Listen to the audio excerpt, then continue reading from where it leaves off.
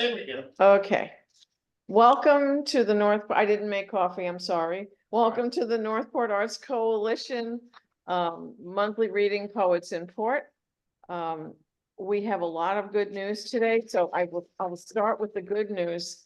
I would like to hold this up to show you that we have a recently installed poetry path in the park downtown at Northport. And I will show you at least one of the pages. Each one of the poems in this book is in a stand in the park, and it's on a poetry path, so you can walk it and read it at your leisure. There are 2 points of entry, and we got CBS News coverage, and I was told that they've kind of put it on hold because of all the excitement in the city this week. So they're going to tell me when the show is being aired, and I will make sure that everybody knows. But the reporter assured me that it's on their website. It will be on their website to be able to be seen. So we're very excited. It was a vision, an idea that I had in 2012, and it happened. And it's live and in person in the park. So I'm very excited about that. How many poems? Pardon? How many poems?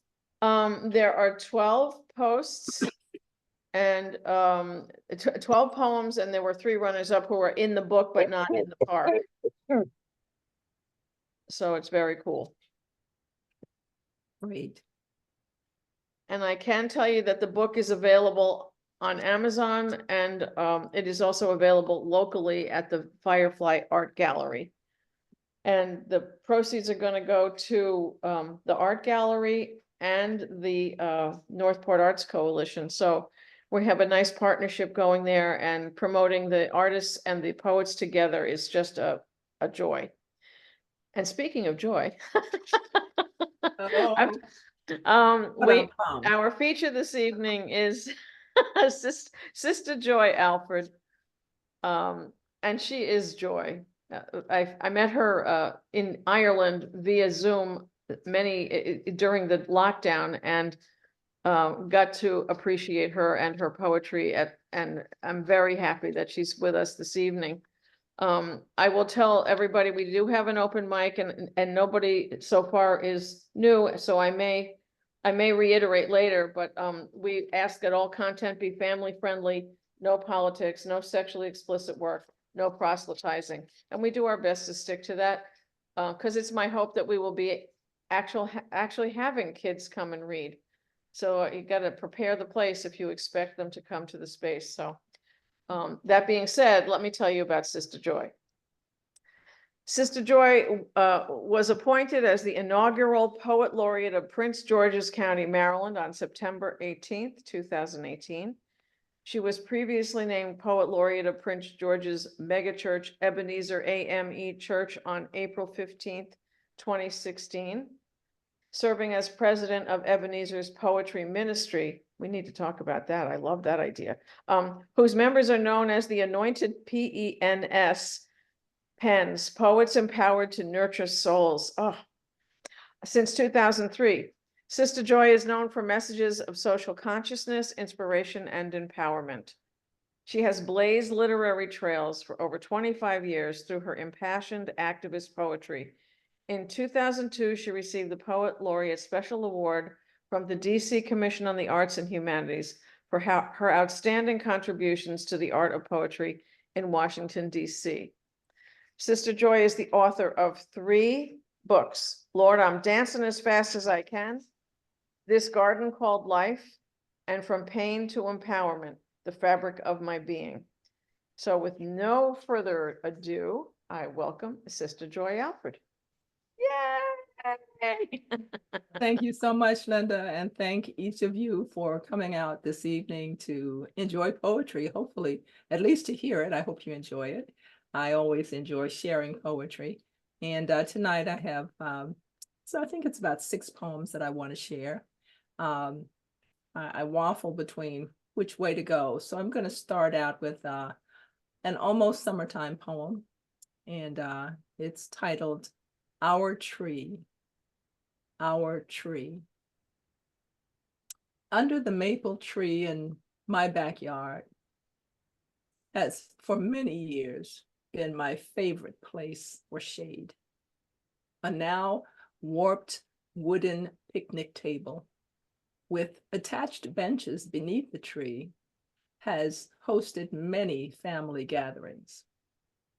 But what I most often enjoy is watching from my kitchen window squirrels playing beneath her, running up, down, and around her trunk, along her wide-reaching branches, high above where my eyes can see, dancing among the many leaves with which she is dressed.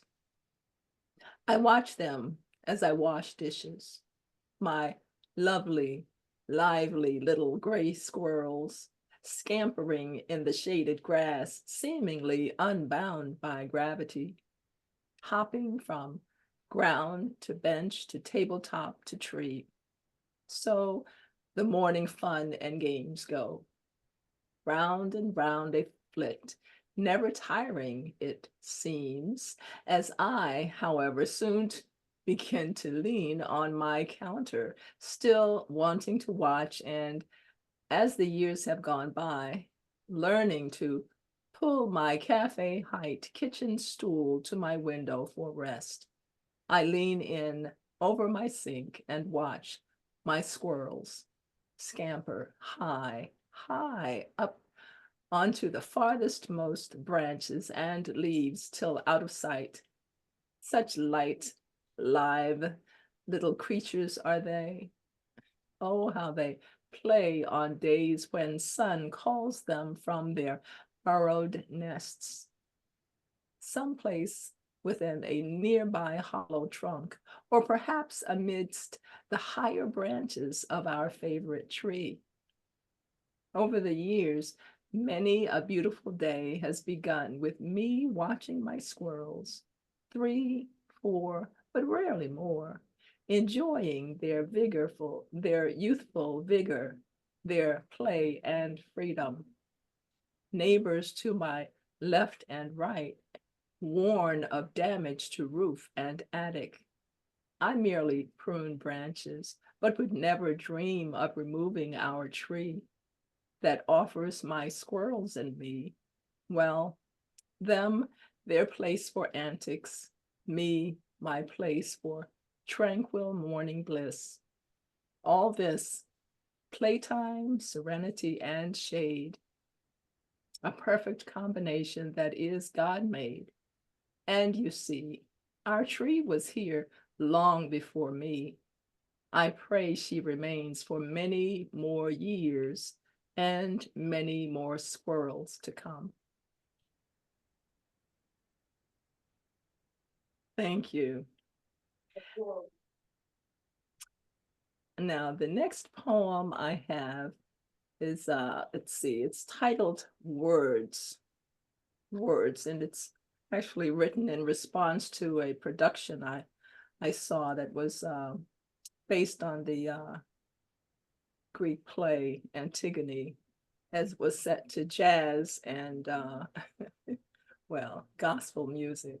But anyway, words. Words sometimes glide from my fingertips, appearing on computer screens that scream back at me. I want them to say soft things, warm, wonderful, enriching things, but seldom, such is seldom word or way in this world, this increasingly degenerative place in which generations have been coerced, compromised, and more. And many today continue to navigate from a posture of fear. Creeping from under my fingernails, words spill onto white screens through whisper or shout, revelatory gems that awaken ancient echoes, touchstones that have lain dormant far too long, but now build vigor and fervor within me. exigent issues connecting sinew with synapse call me to task, remind me that generational faith resides inside me. Such has prepared me to be witness, bridge, and word warrior, for much has been given me and given up for me. More than my own mortality, humanity's moral trajectory reminds me that time is fleeting, that chains upon which pendulums swing seem indeterminately long, but are not indeterminately strong. Let them not break from the weight of my delay or the rightful rage of oppressed people anywhere. Warfare is no way to experience life, but till need be filled, I will navigate this wasteland, imbued with strength of truth and power of word. I will don breastplate and swing machete against the empathy barren, genocidal, and indifferent. In warrior mode, I shall seek sanctuary or create one for the innocent if none be found. I will work skin to bone, brittle and broke, stand before dragon and demon, slash with word, prayer, and blade all who would strive to victimize or annihilate. For our village is essential. I understand this now and have come to honor, revere, and protect. Anything less leaves me defeated and disgraced. I have been assigned and equipped for the task. So while these words on my screen often scream back at me, I have accepted the assignment. My words will not be silenced. I will wail them well to ensure they are heard, known, felt beyond the whiteness and silence of screen and page, till word, though black, run red like blood in my veins, pouring through each page and stage of my life.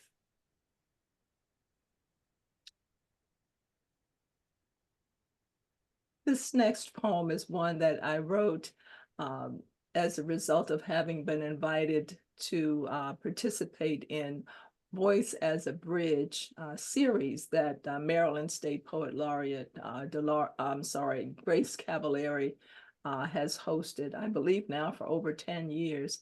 And Voice as a Bridge is an event that my poetry group, Collective Voices, and I were honored to be a part of. So this is Voice as a Bridge 3.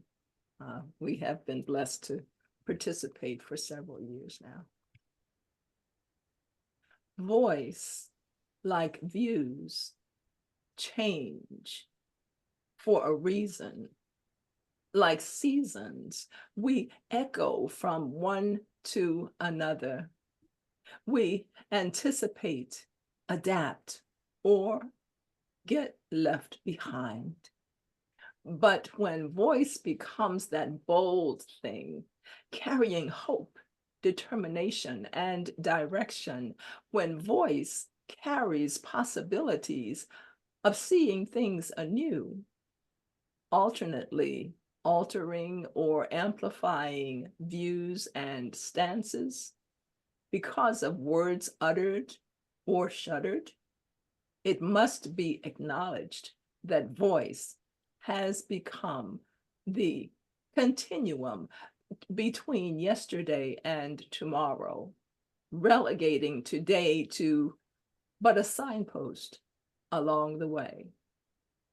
Voice illuminates, allows dreams to be made manifest, brings destiny into focus, invites vision to blossom inside our hearts, becomes real become real in spirit, allows calls from ancestors, generations past, even seeds yet born, to be heard.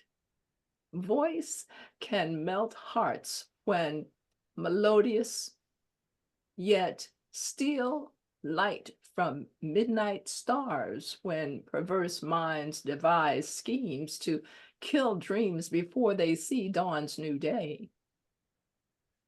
Through voice, our story is told. With each utterance, history unfolds, building beyond yesterday's fading echo. Hers is a power that surpasses mere words. Voice will always remain a bridge, the way it rides on air or dwells, swells within, cautioning us to stop, compelling us to begin. Will you not hear and heed her call? Her quiver when fear reveals or attempts to conceal angst? Her power when she conquers reticence and doubt? Her shouts of fury and conviction for causes she holds true? Her blazing passion with each enamored plea or lover's pledge? Voice's vocabulary is universal. Is she not exquisite in her linguistic excellence? It is she who offers life's greatest choice. Either lift her, strong and purposeful, stroking hope's brightest flame, or reject her and exist amidst the dying. See her glisten even in this glorious hour when she, voice, shines, thrives amid nations from around the world. She is a regal gift, alternately donning her most tattered or most exquisite garb. Embrace and cherish her for all she gives. Voice, our very most magnificent bridge.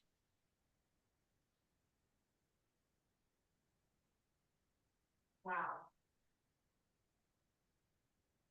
This next poem is one that I recently shared, and I hope you'll enjoy it. I'm not sure if there are folks on this Zoom that were with me a couple of weeks ago, but I decided to share it again, even though it's a close time frame. It's titled Dawn at the River. Dawn at the river. Casino Queen reads the neon sign on the paddle-wheeled boat at the far side of the river. Two small birds hitching a ride on driftwood gliding by sense the status of this intruder studying them from ashore. The morning breeze welcomes me as the paddle-wheeled boat, boasting of hourly cruises, awaits the dawn. The illusion of her wheels' backward dancing lights lures me to a bygone era. I blink twice and look away to break the hypnotic hold, uncertain if it is she who calls me or the river. The river, which holds secrets of life's mysteries, hidden stories of glories and tragedies, the history of a nation between her banks. This river, whose waters forge a nation from north to south. This river that has ushered forth life-giving waters through a nation's infancy and adolescence.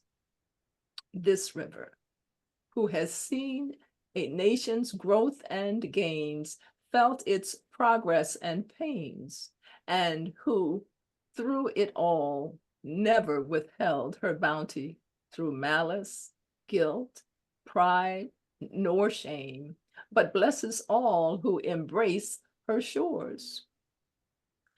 As I stand on her mighty banks, seeking the wisdom of time that courses through her veins, I lift prayers that her waters not become an eternal flow of tears, ushered forth by our refusal to hear and heed her warnings.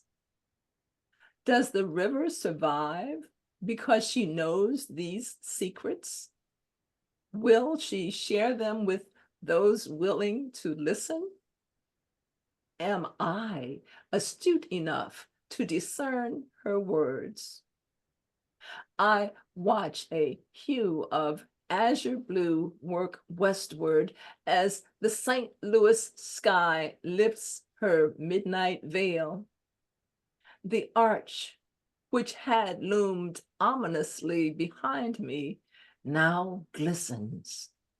Trees and skyscrapers relinquish the horizon in unchallenged awe. Only this river could host such regal splendor and still remain queen. A church bell tolls in the distance, signaling the half hour. Birds begin to chirp. A small piece of driftwood washes ashore, lodging on the muddy riverbank near where I stand. I cautiously step from the safety of my viewing vantage point, retrieve the driftwood, and continue to watch the mighty Mississippi roll by. Beautiful. Thank you. Thank you. This next one is a bit shorter. It's titled Reflections. Reflections. We must look back.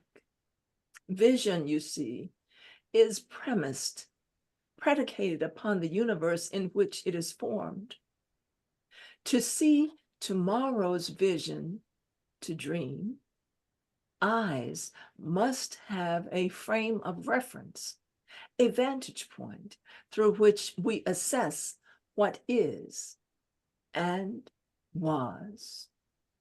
But not only eyes, minds, and hearts, indeed souls, can be lifted by vision and cursed by lack of it.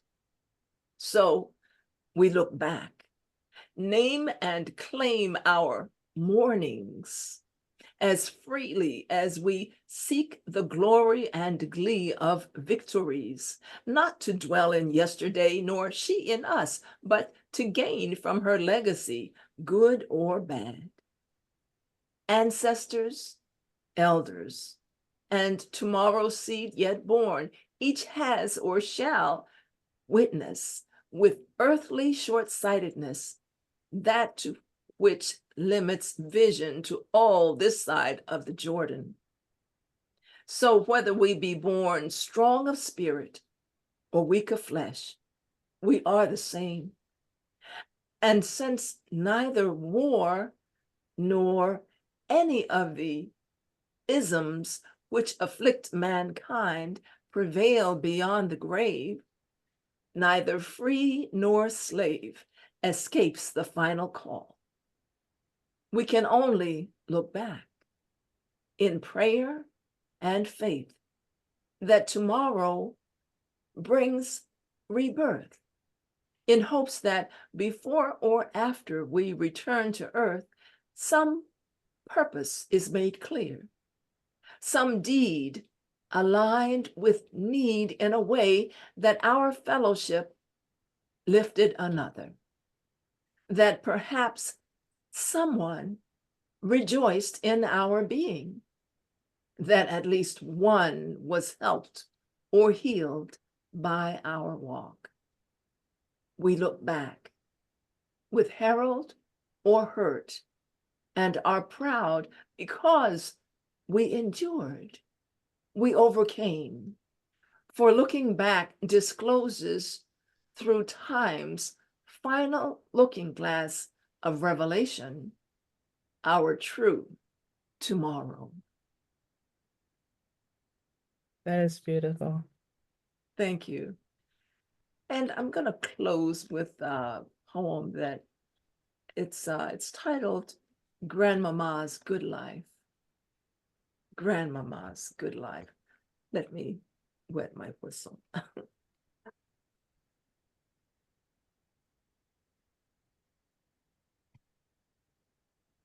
When I was a young girl down the island way, my grandmama, she look at me and say, how you gonna conquer the world, huh? With a drain in your brain and a hole in your soul. Then she laugh, she laugh and say, girl, get smart, go to school, don't be nobody's fool, play fair, work hard. And then she said, then show others how to. That's how you live the good life. Grandmama should say, dare to care, learn to share, reach for the top in all you try and do. Learn to console your friends when they fail or lose, and learn to let them console you too. That's how you live the good life.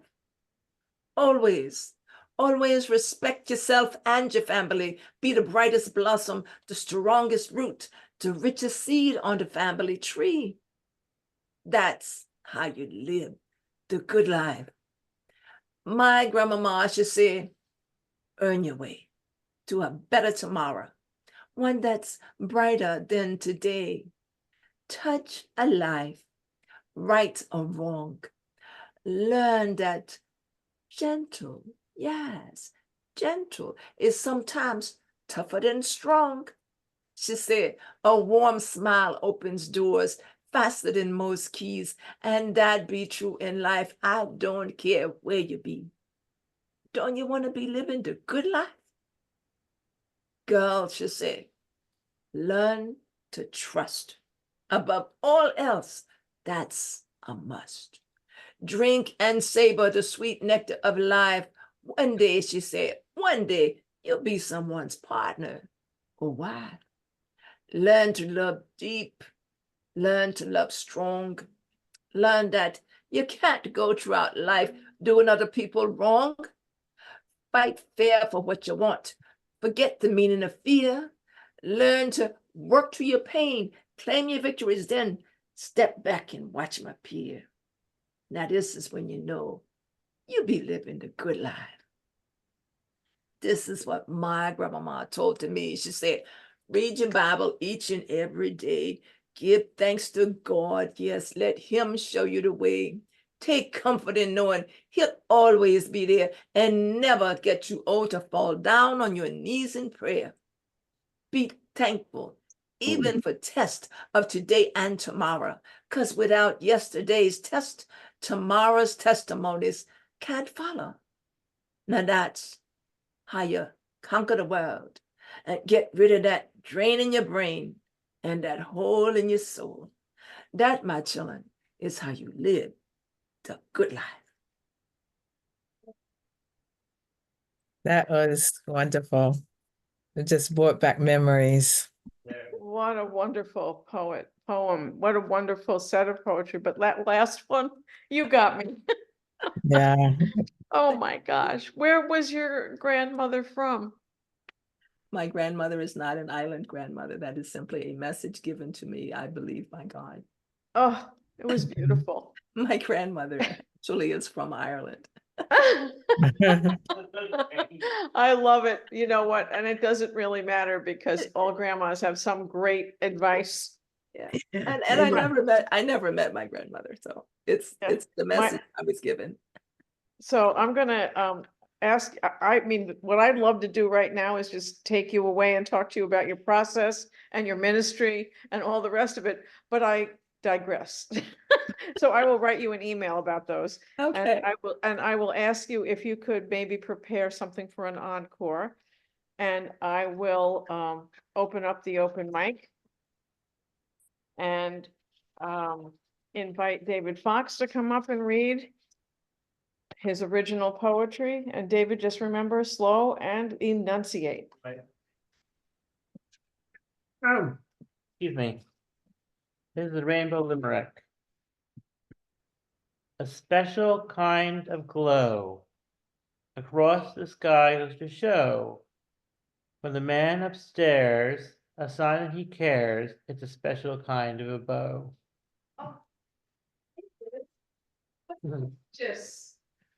Okay, so John, if you could come up, Okay. bear with us here.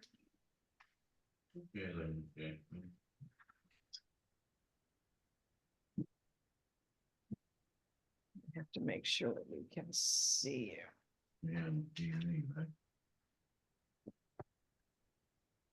John just got out of the hospital, so we're very glad he's back. Which one are you, David? Well, you finished it, didn't you? All right, yeah, this one. Okay, just remember slow and I will help you out if you need it. It's summer one.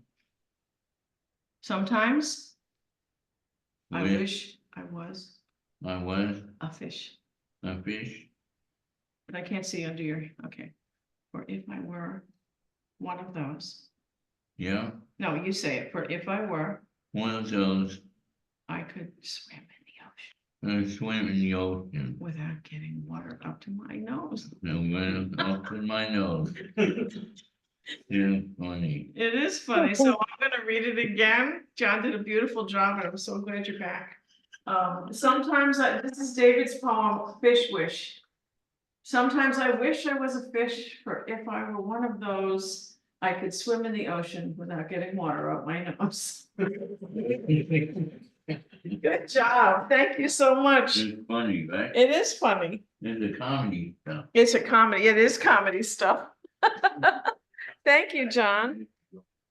Okay, Julian, I know you're out there. Are you ready to read? Good. Yeah, Yeah, Julian, hi. welcome.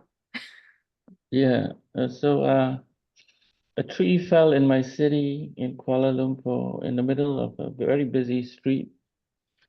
I'm just going to show you the video without sound. So it was caught on camera.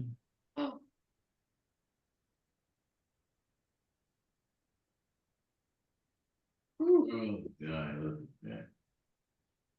Yeah, so it hit 17 vehicles, hit the train, and unfortunately, one person was killed. Wow. Oh, look at that. So we've had a series of storms and many trees have fallen. So I just wrote a poem about this, a short one. Let me show it. So that's how the tree looked before it fell. Let me hide, hide view. That's how the tree looked on Google before it fell. Thank God Google captured it. And this is how it looks now. When a tree falls, if a tree falls in a forest and no one is around to hear it, does it make a sound? If a tree falls in the city and kills a man, injures two others, damages 17 vehicles, and disrupts the monorail service, and it's caught on dash cams and smartphones, and everyone was around to see it, did anyone still hear it make a sound? Did it bark and whimper like an old dog, or did it weep like a willow, or did it shudder and shake as if it was an earthquake? Did they hear it cry out when it knew it had murdered someone? Mama, just killed a man. Did they listen to its confession as it lay there breathing its last? Did they call for a priest to give it its last rites? Did the emergency response team check for a pulse? Did it leave a last letter tucked in a branch somewhere? Did it give up knowing the end of its kind was coming? Did it long for the forest and the sky? Was this a protest? Did it whisper a final prayer for Mother Nature, for a reckoning, for change, for a revelation? 15 billion trees are cut down each year by humans. No one hears it. A tree fell in the city. It made the news. Thank you. Thank you so much, Oh Julian. my gosh, that was powerful. Thank It you. was powerful. And I don't think I've ever seen a tree fall in the city. I've never witnessed a tree falling over. Just, oh my gosh. Oh, Julian, that was incredible. thank you, Julian. Okay, up next is Miss Jane Wyman, followed I'm by not, Judy I'm not, Turek. I'm not reading tonight. Oh, okay, Jane. If Good to see you. If you change your mind, let me know. Okay, Miss Okay. Judy, you're up next, followed by Megan. Thank you, Sister Joy. Thank you, Julian. That was amazing. Oh my goodness. And Jane, think about reading something. And thank you, David and Linda, for hosting this. So yesterday, May 30th, was an anniversary I had with a very, very dear writing friend who passed away a number of years ago, but we actually had a writing anniversary and we celebrated it every year on May 30th. And so his name was Ron. He passed some years ago, but this is for Ron. A plain white envelope from a writing friend. Lavender slippers slouch along walkway directed to red flag signal. Neatly pyramided 4-inch stack of dead trees. Bills. Donation, please. Bills, bills, bills, magazines, catalogs, and flyers, all threatened by a gust of wistful wind. Cradling contents, lavender slippers shuffle, drop pile on gustless counter, flipping, leafing, tossing nearly 2 inches. Halfway, hand poised in mid-leaf, hand addressed with a flourish, half-inch balding with taped flap, a plain white envelope. Cradling it to my breast, I skip up the steps, sit at my desk, admiring the plainness of it. Before tearing it open, spilling the contents, such pure delight in pages of mechanical print bursting with news and updates and anecdotes, dimensional snail mail that is my heart's delight. Keep writing, on writing, or not writing. Send me the richness, the fullness, the specialness that is you crammed into a plain white envelope. And that's for Ron. Thank you. That's beautiful, Judy. Thank you so much. Thank you. Miss Megan Dash, you are up next, followed by Emmy Sue. Hey, great to be here. Thank you. This is called The Dreams. Everyone told me to try, never give up. So I released a lungful of desire and planted a tree. Watered it with hope, whispered lullabies of strength to its roots, protected it from the heat of hatred, from hands that would want to transplant it to a different light. My dream grew.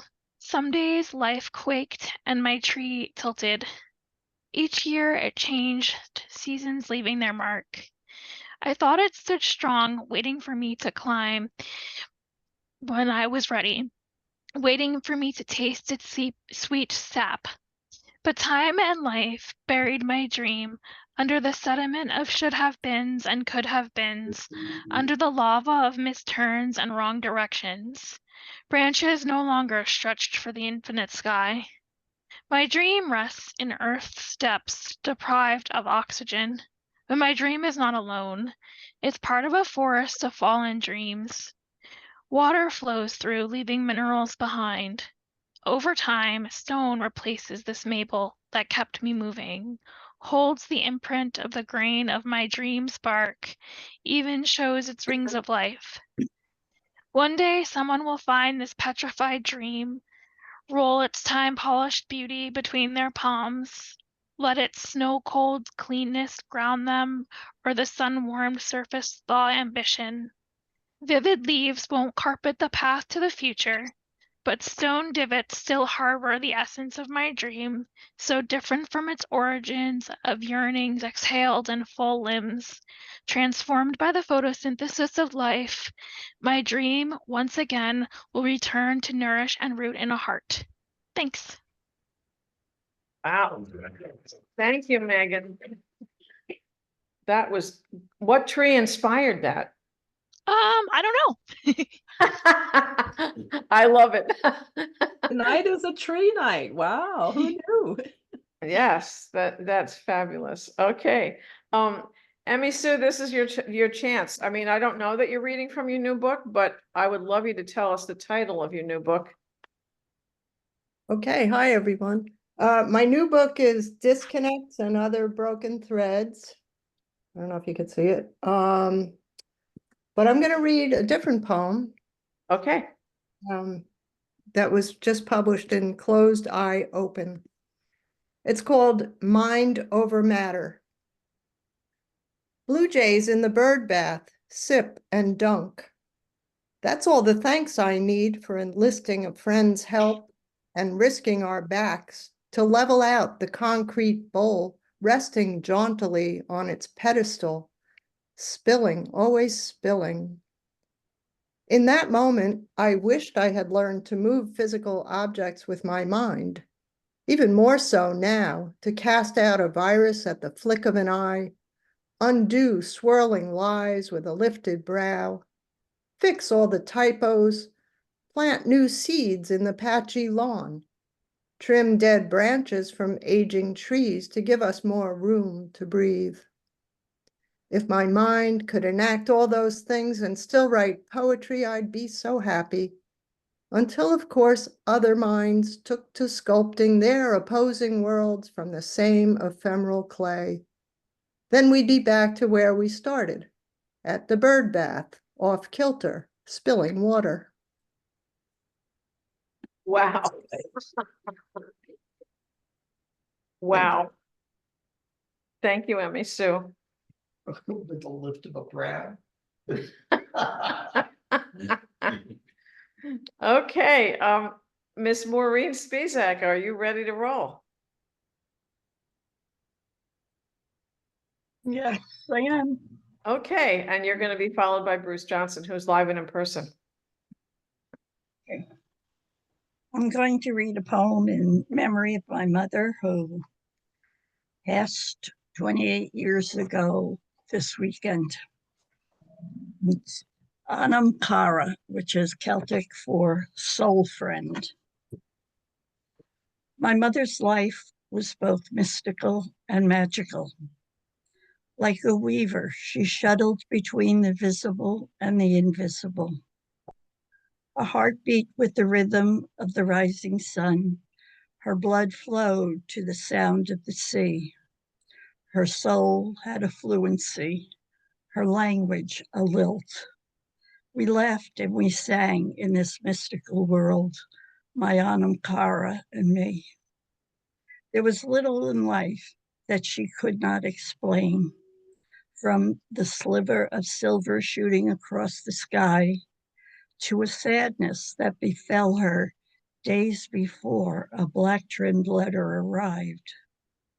I'd hear her gentle whisper to someone I could not see, perhaps to the spirits that lived in the tree. We laughed and we sang in this mystical world, my Anam Cara and me. One day, a knock came to our door. When opened, an empty space was all we saw. 1 hour, maybe less, and she was gone. Death coming to pay a visit, she would simply have said. A knock, my final God bless. There is no end to this endless knot. It links the past to the present to the future. It ties us like a gift, bound for eternity, my Anam Cara and me. Thank you. Wow, it ties us like a gift. Beautiful, Maureen. I Thank love you. this. I love this group so much. Come on down, Bruce. Feel the love.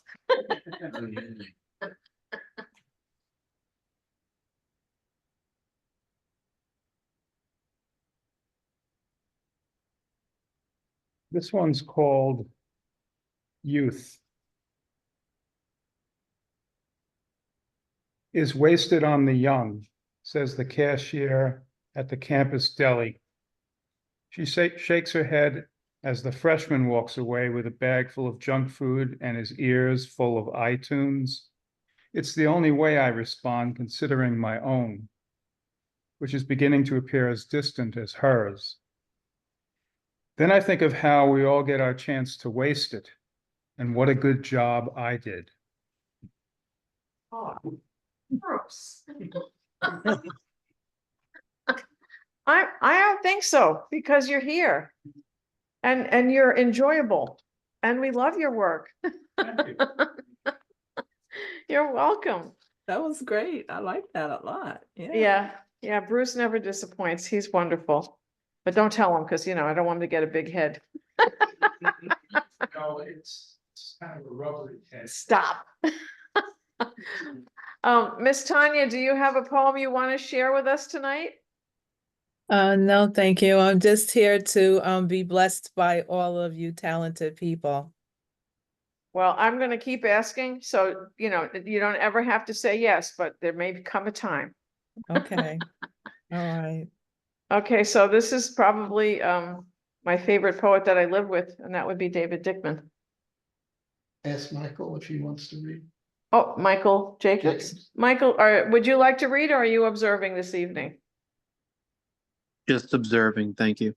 You're welcome, and welcome. Okay, David Dickman, come on down. He is my husband.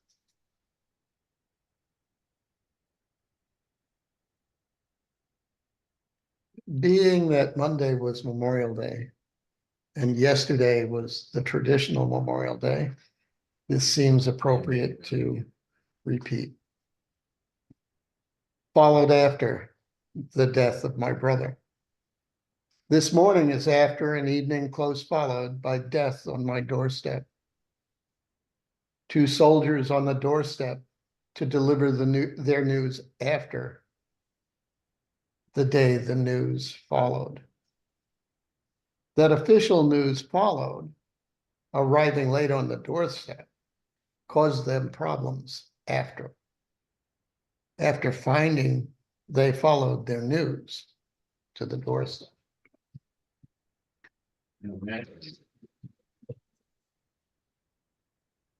Thank you so much. Miss Jane, did you decide to read something? No, I did not. I just don't have the voice tonight. Okay, we'll give you a pass this time. Thank you. You're welcome. I'm going to read something that I'm very proud of. I don't know if you can see the type. Can you see the cover? Yes. Okay. This is another dream that has come true in 2024. The man that put this anthology together passed in 2019, but he was a legend in children's literature. And I first met him in a textbook in 1971. Then I met him in person in 1984, and then we became Facebook friends in 2017. And I don't usually tell stories like this, but I'm going to tell this one. I asked him, got the guts to say, Lee, how do I get into one of your anthologies? And he said, send me 10 poems, right, to this address. And I did. And within an hour, he wrote back and said, tell me why you wrote every single one of these poems. Whereupon I alphabetized, subject sorted, and paginated, and sent back to him that one. And he said, I'd love to have you write a poem for me. And my prayer has always been that my first effort is for the Lord. And this is in Bless Our Pets, which is a Christian publishing house. And animal I was given was a goldfish, and I just thought that was so cool. So that's what I'm gonna read. Goldfish. Pebbles, plants, water moves. You are the dancer, your glass bowl, your stage. I watch you every day, dancing with you. You are so shiny, you watch back. Blowing fish kisses, bobbing up for food, chasing it when it falls. We grow together, my blessed golden one. You fan the water, I fan the air. We dance a prayer. That's beautiful. It is. Thank you. I couldn't be more excited, any more excited when I mean, I just couldn't be any more excited. But that being said, I'm excited enough to introduce Sister Joy. If there's nobody else that is, that I have not forgotten or that has come in and I didn't see you, Sister Joy is back for an encore.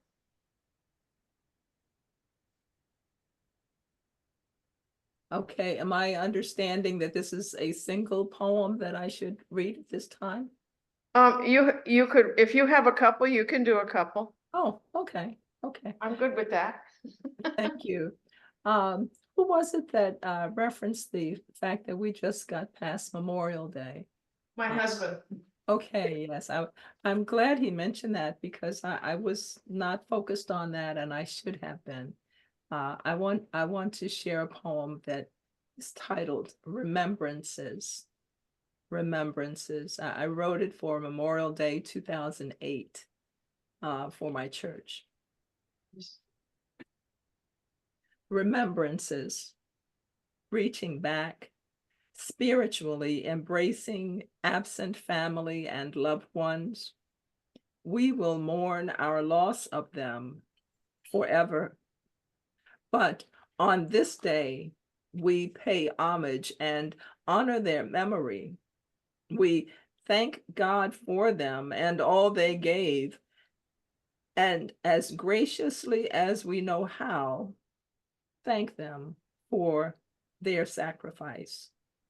We recall daughters, mothers, foremothers, and our sons, brothers, and fathers, warriors, ancestors all, who stood tall till time, as measured by eternity's hand, released them from their labor.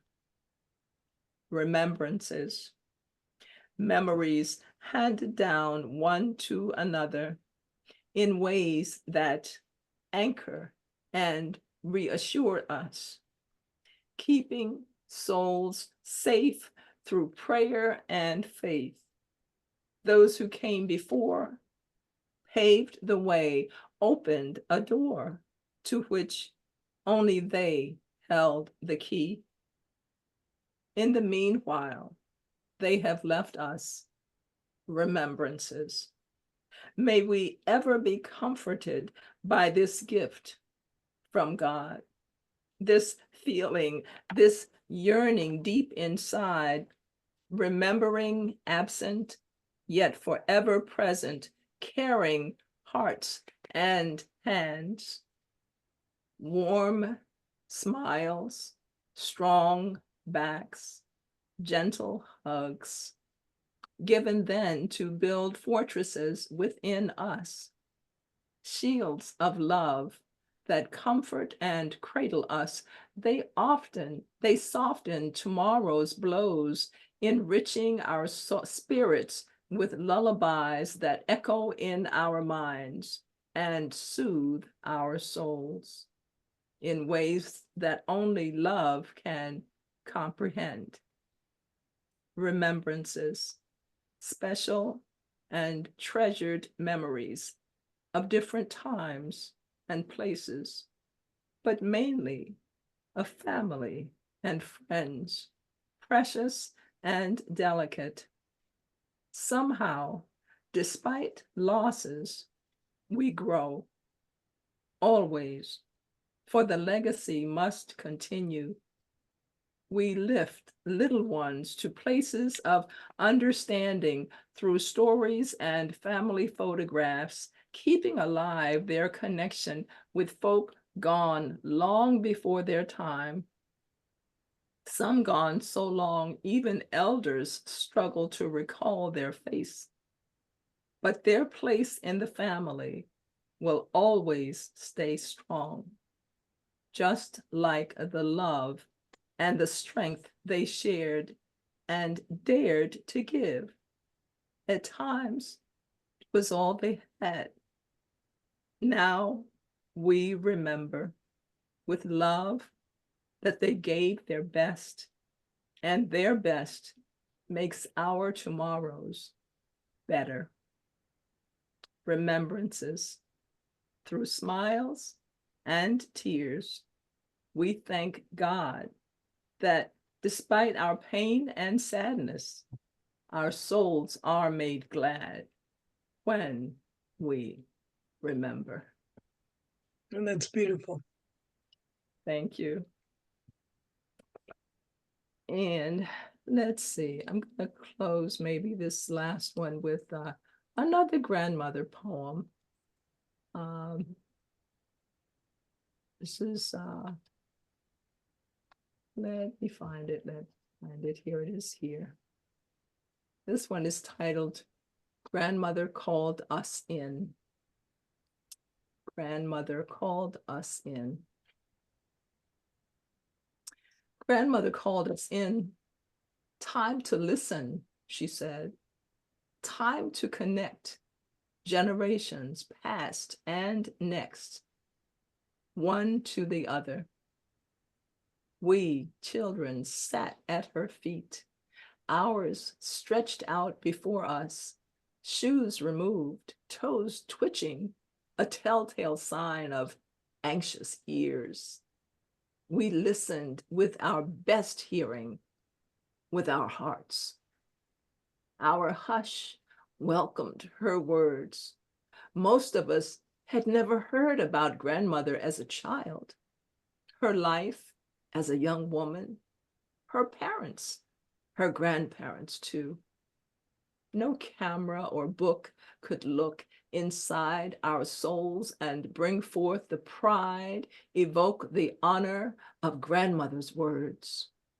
These were not merely stories, but history, her story, our story, brought to life, kept alive by grandmother, who talked about our long ago family. Together, we walked barefoot back in time, stole silent glimpses of elders and ancestors, auction blocks and family Bibles, nooses and whips, oceans and ships, peered across plantations, tobacco, cane, and cotton fields, followed railroad tracks, ran through wooded fields, learned to find streams where dogs lost our scent. We rang church bells and raised flags, birthed and baptized babies, jumped brooms, danced at jubilees and Juneteenth celebrations, and buried loved ones too. Lord, so many tears, sad, but also happy tears, 'cause we definitely laughed too. Sometimes just seeing how we got over, knowing it was only God on our side. Grandmother told it like no other, and sometimes she sang it too. Amazing Grace. Grandmother couldn't sing any better than me. My sisters and I, well, we silently listened to this story that could only be told by those who lived it or who'd been chosen to pass it on. This was a telling, grandmother said, that must be told. It could never grow old or be lost as long as we give it life with our love And if grandmother called on any one of us, we'd be ready. Such an honor it was to add our story, part of our living history, to become part of her story. This is how family history stays alive, grandmother said. And we held it in high honor to know that one day our words will be heard by someone not yet born, by someone new, sharing the oneness and wonderfulness of our family. Yes, grandmother called us in, keeping generations connected, past and next, one to the other, through family, through pride, through love.